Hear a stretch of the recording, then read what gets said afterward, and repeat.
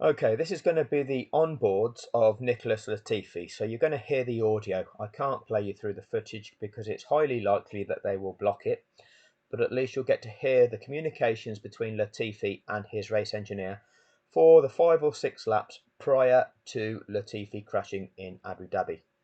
So the way I'll do it, I've already paused the tracker view with Latifi effectively starting what will be, I believe, his lap 46.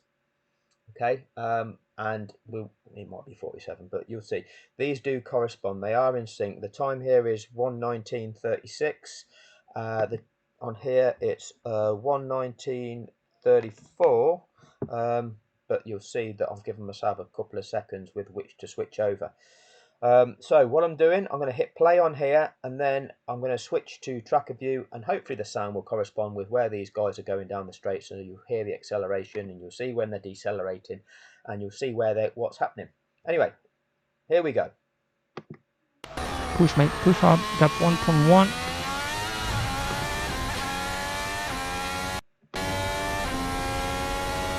That's 12 to go. Schumacher will have dirty on this lap, try to push hard now.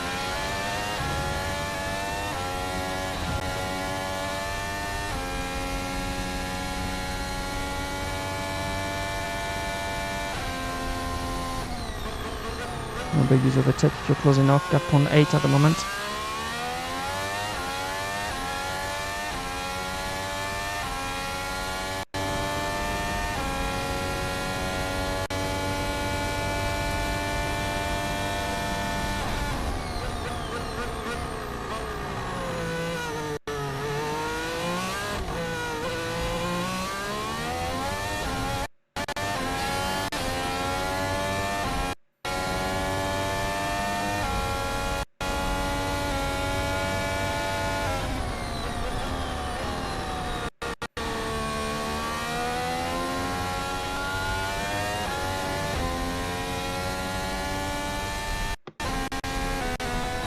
Okay, check out what gear Latifi is when he's coming round to 14.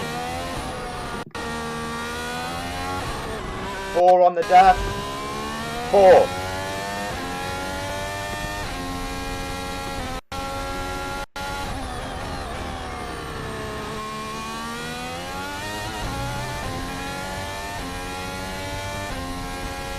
Seems to have put it out of sync a little bit when I switch from one tab to another.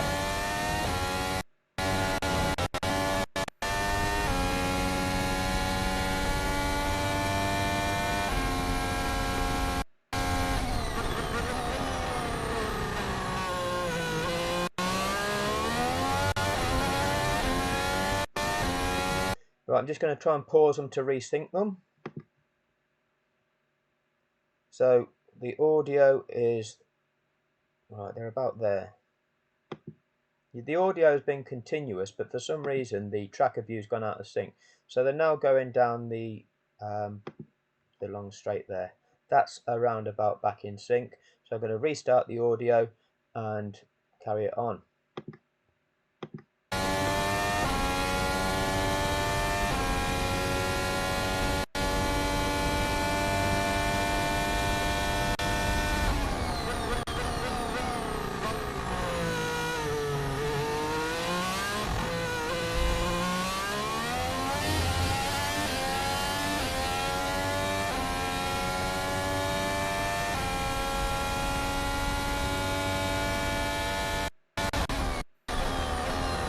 So they're going around turn 9. You can hear the engine shows they're going around turn 9. So this is slightly lagging.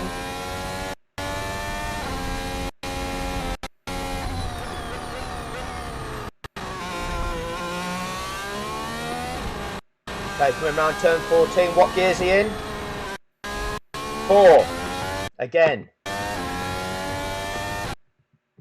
Okay, I'm just going to go to here to try and resync them again. Let's play this forward. It's almost as though tracker view seems to want to almost stop itself when I switch tab. So he's now there. If I go back to here, it's actually a bit further on than that. He's about there. So we'll try and resync it. So we'll hit play, play.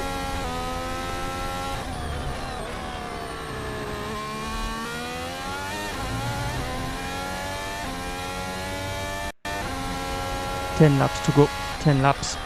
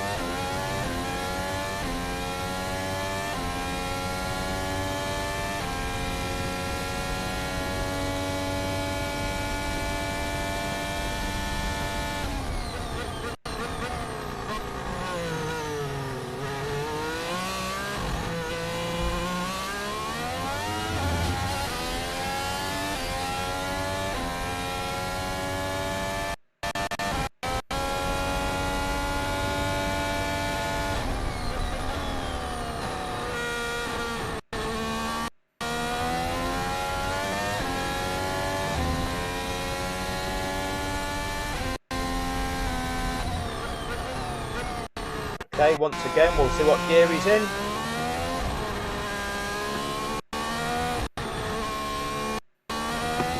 Four.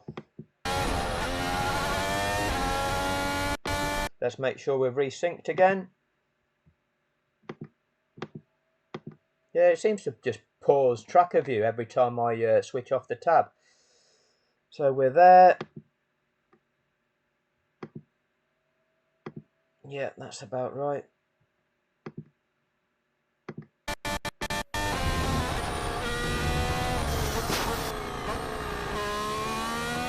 Fucking guys, I'm almost done off the road here, like... I don't know what else I could do. Mod 9.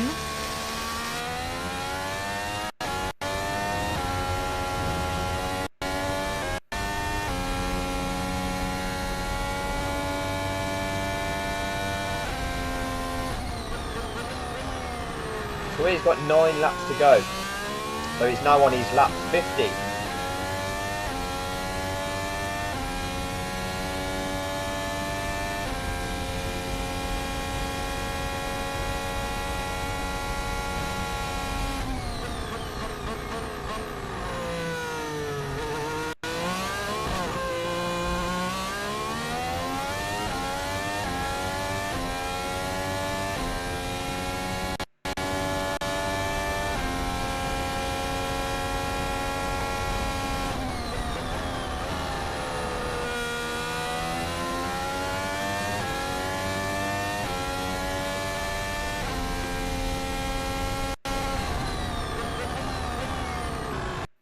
See what gear he's in again. Look, 4, 4, 4. See, he goes around that corner in 4th gear. Let's just check tracker view. Again, it's paused it. He's only just round turn 14 there, so we'll pause it there. Just leave it there. And we'll go back to here. Yeah, so we'll play that. We'll play that.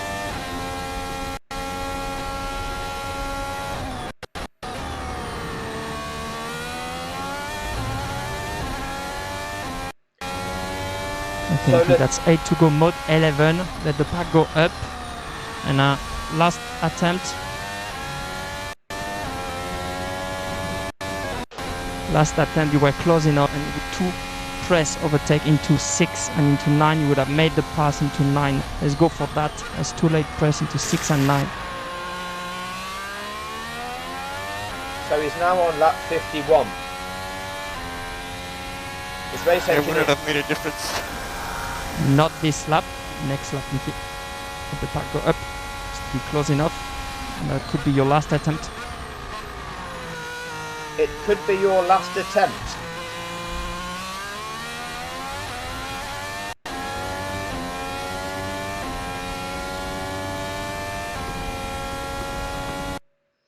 What could be a last attempt? Now, let's just go back there. Next lap, Nicky. Let the pack go up. Still close enough. And that could be your last attempt. What would be his last attempt? He's got 8 laps to go. You've got surely, potentially, 8 attempts. Why would it be a last attempt?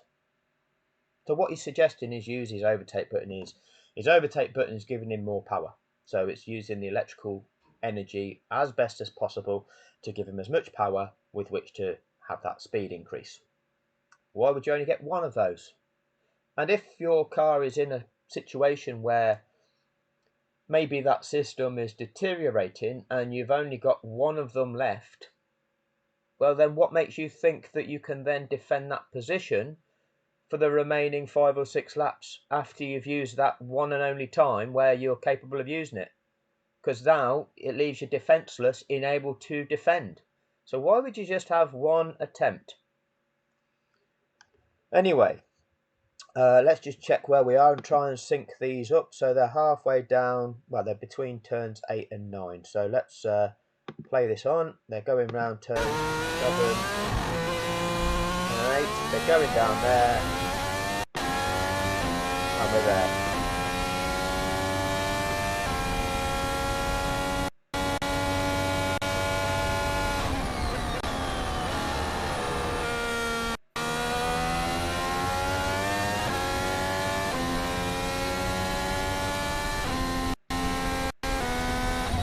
Okay, let's see what gear he's in on lap 51.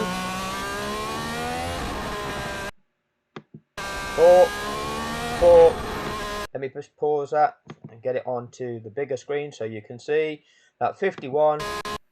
4. See, 4th gear. He's done that for each of them laps. He's gone round that corner in 4th gear. And those of you that want to do this forensically, you can check the engine tone each time it goes round. Okay, because that's significant as well. The driver's throttle input. But that's something that you need to do yourself, because I cannot produce a video with the level of accuracy needed at this stage. I'd need to get everything sunk up. It's possible to do so, just don't have the technology to do it. Anyway, we're going to now go on to what will be his lap 52, the one which he crashes on. So let's just make sure that we've got everything synced up. I'm going to forward this one to where they cross the start finish line. In fact, I'll do it to there, turn 16, which is the pit entrance. So as soon as we see that on Latifi's driver cam, then we can switch screen. There we are. Right.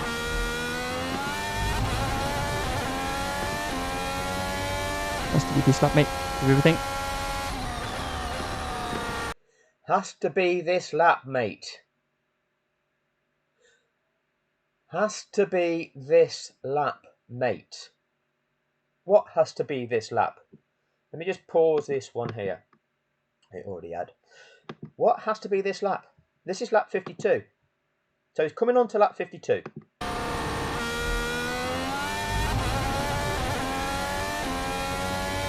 Has to be this lap, mate. Do everything.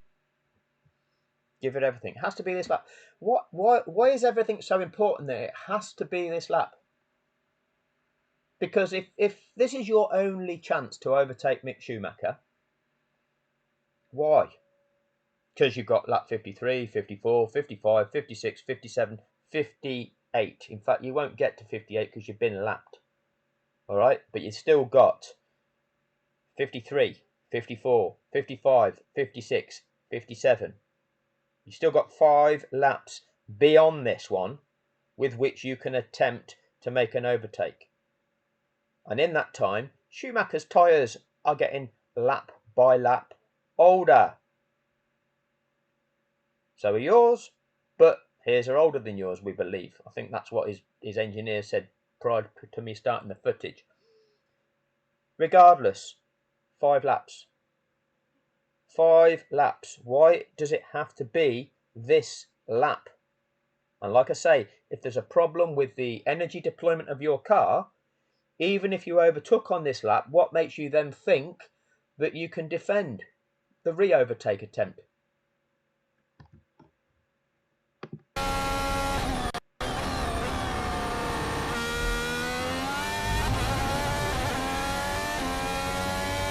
Has to be this lap, mate. Do everything. Has to be this lap, mate. Has to be this lap, mate. I don't know what has to be this lap, but this is lap 52. This is lap 52 for Latifi. And whatever it has to be this lap.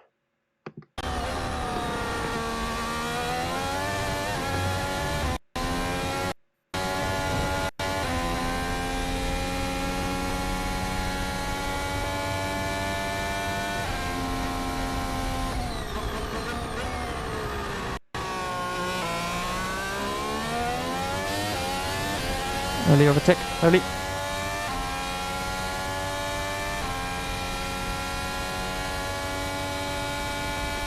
And early overtake. Exit of 7.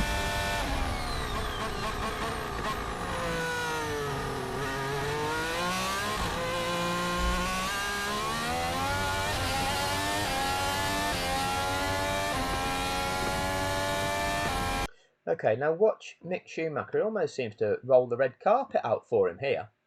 Let's just look at, and again, if you saw this on board and watched every lap beforehand, Schumacher doesn't do this. But on this lap, he does.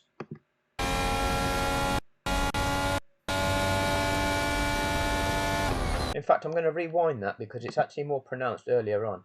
Here, watch this. In fact, let's try and do it from the... I'm going to have to stop this at various points because it will not let me play prolonged footage. Have to keep it short.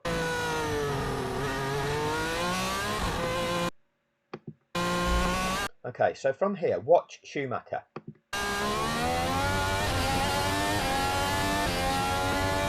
Look where he is. Okay, which would be normal.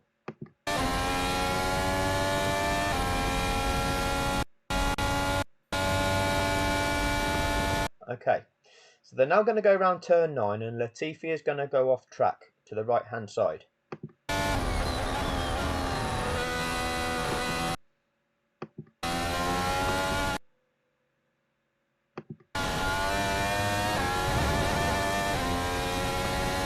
There's his dirty tyres, but he's back on track. Okay. Now there's an argument that would say because he's now fairly close on the back end of Schumacher, that might be affecting the gearing that he's taking as he goes around turn 14.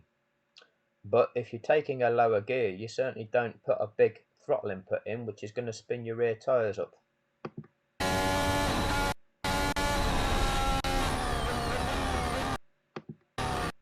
They're forcing me off them. Copy. Copy.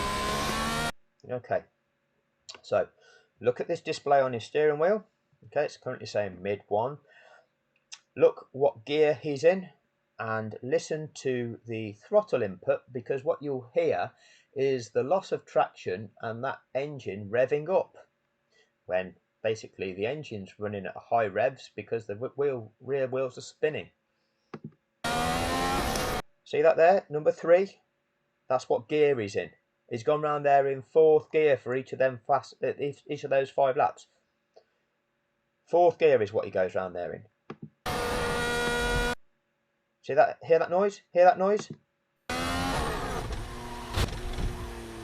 They're forcing me off them. Copy. Copy. Okay. So listen.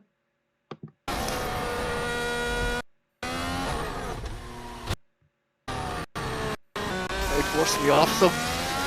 Copy. Copy.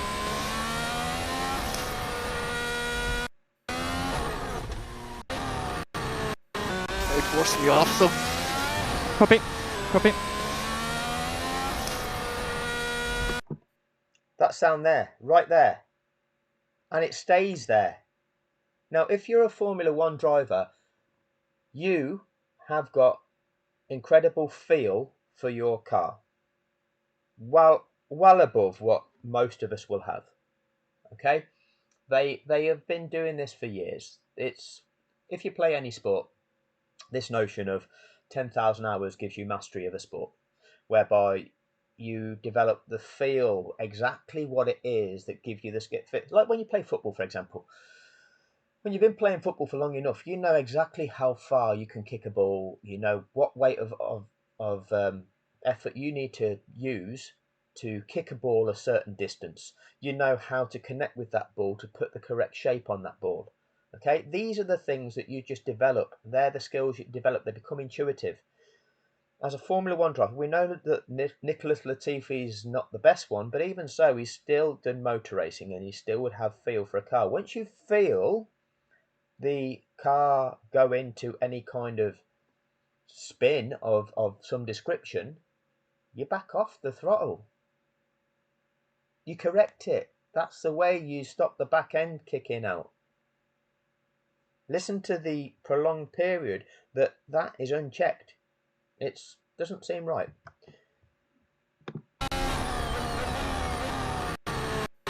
It was me awesome. Copy. Copy.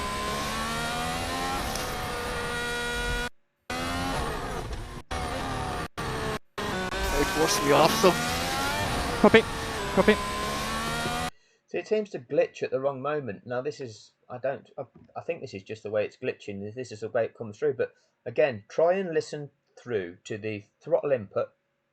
And at the point in time where you would feel that back end coming around on you, you have to have lightning reactions to just take your foot off the accelerator, stop those rear wheels spinning up, let them regain grip, and you should be able to save that.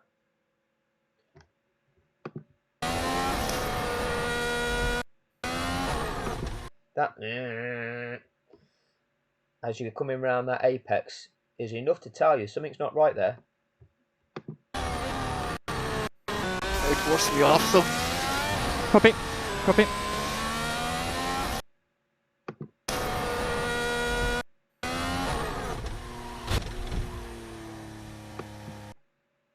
And then the reaction to that. You okay? You okay, mate? Awesome. Sorry. Copy. Copy. Almost like a little chuckle almost. So remember, assume the car. You okay? You okay, mate? Awesome. Sorry. Copy. Copy. So remember, Switched off straight away. You know, if somebody's made a comment that in some races that we do see is that drivers have shunts and they still manage to make it around to the pits. They might have lost their nose cone and they're able to continue round to the pits. There doesn't seem to be any attempt to move this car on from where it currently is. No attempt to reverse back and drive it around and make it back to the pits. Is that significant? Who knows? It's certainly like nose on it.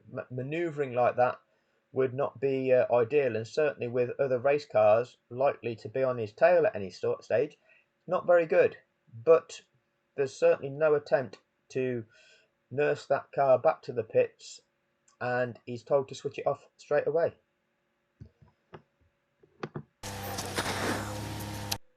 you okay? You okay, mate? Awesome. Sorry. Copy. Copy. Let's just go back a bit. Copy. Copy.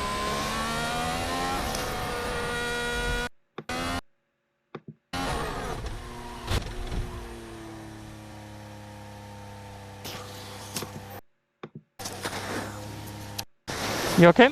You okay, mate? Awesome. Sorry. Copy.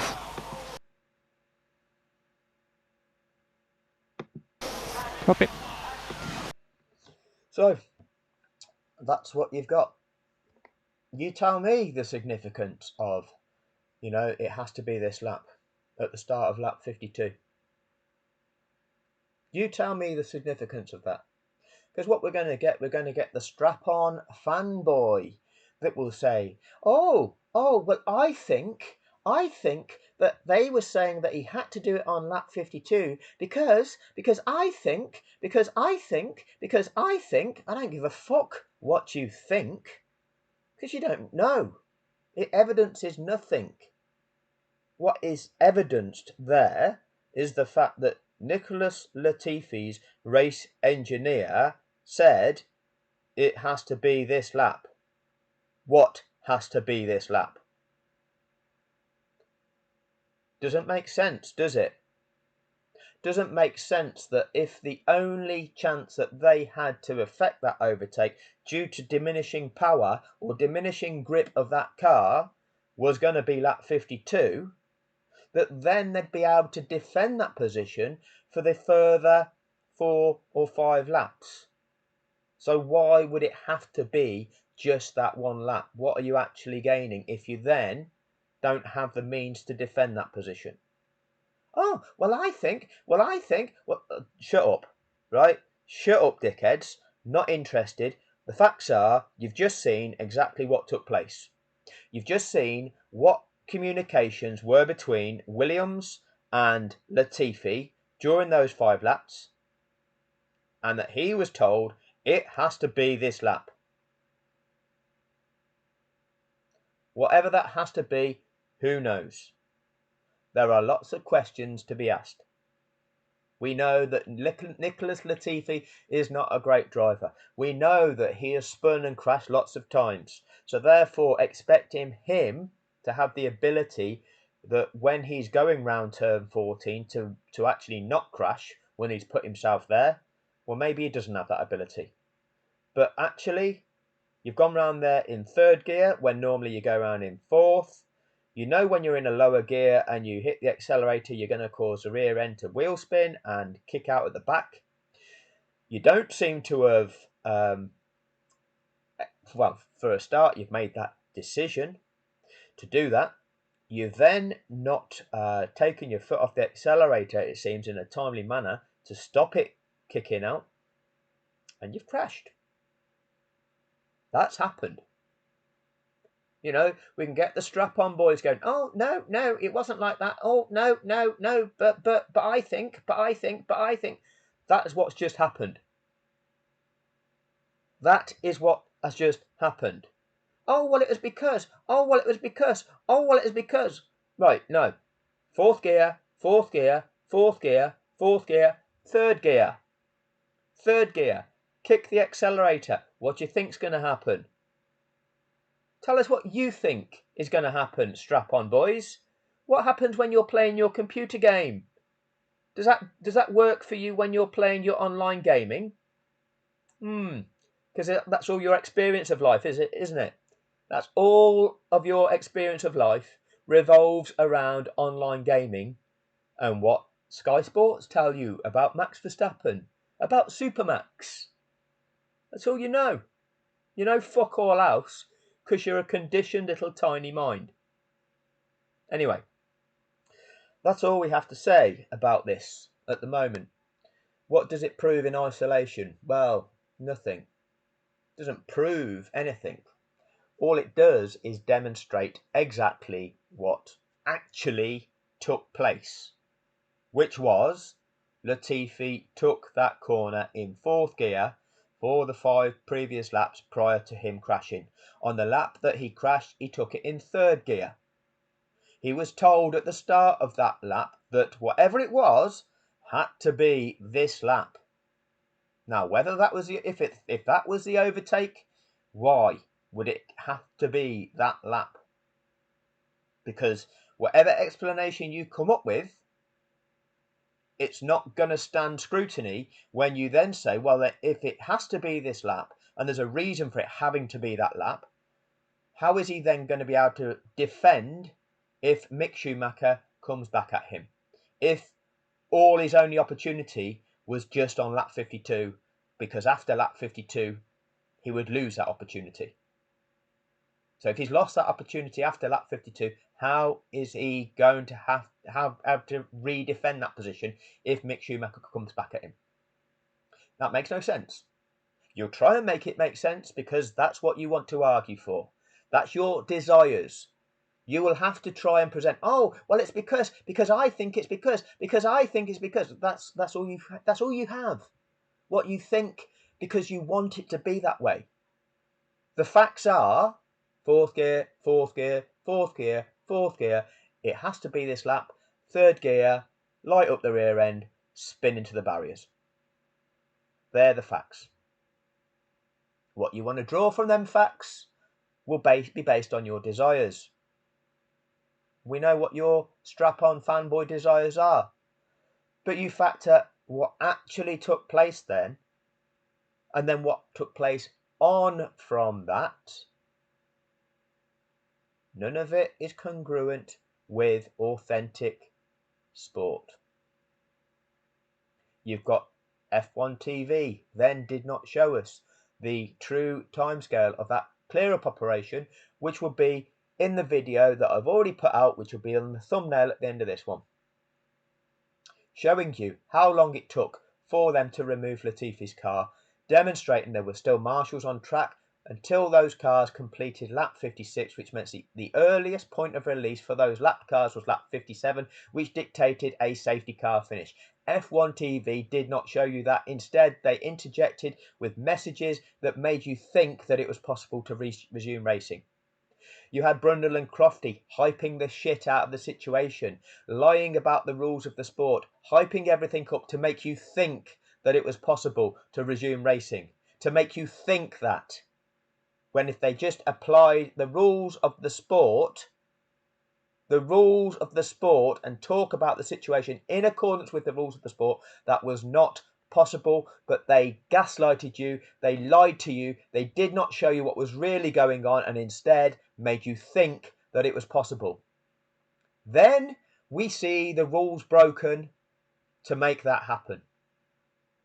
After that, there was a steward's appeal where the rules were broken again.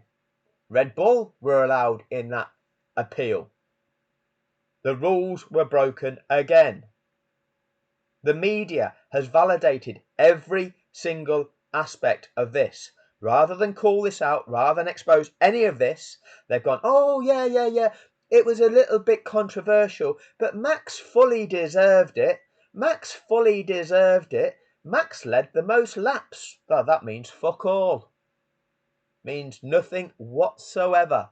Oh yeah, it was a bit controversial, but we can't take anything away from Max and Red Bull. They did nothing wrong. The whole thing is contrived. The entire thing is contrived. None of the teams called it out. None of the teams actually said anything. The fact that Ferrari were disadvantaged from even challenging to win that race. They were held back in third position. So when Strap-on put that move in at turn 5 and run Lewis Hamilton really wide, and what could have been possible was somebody got the inside of turn 5. If you look at Daniel Ricciardo, and he's just holding back because he's just not getting involved. He's in 12th position. If you got Sainz there, Sainz would have gone up the inside of both of them. Wasn't allowed to. Held back. Should have been a complaint to the FIA. Oh, no. All the teams were like, yeah, safety car in this lap. Oh, yeah, that's normal, isn't it? No, it's not. All complicit. This is systematic fixing of the sporting event. And we'll get the kids go, oh, no, it wasn't. My beloved Super Max. My beloved Super Max. He did it. He's the champion. He's incredible. He's the best we've ever... No, shut up. You don't know what you're talking about. You've just witnessed a fucking fraud, but you liked it. You liked what you saw. You liked what you saw. So therefore you'll argue, and you'll think you'll know, and you'll try and project, oh, this is just a conspiracy theory. It's nothing to do with conspiracy theory. This shit is real. This happened. This happened. Every single aspect is evidenced with actual footage, with the actual breakdown of reality rather than the spun narrative that they are spewing. That's all it is. It's quite simple. Quite simple.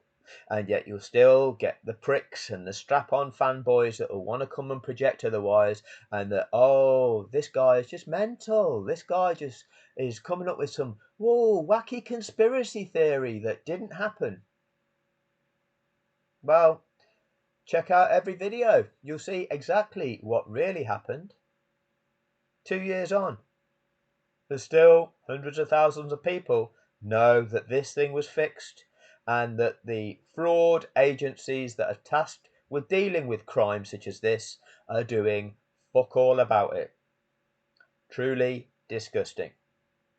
Anyway, more to come. See you in a bit.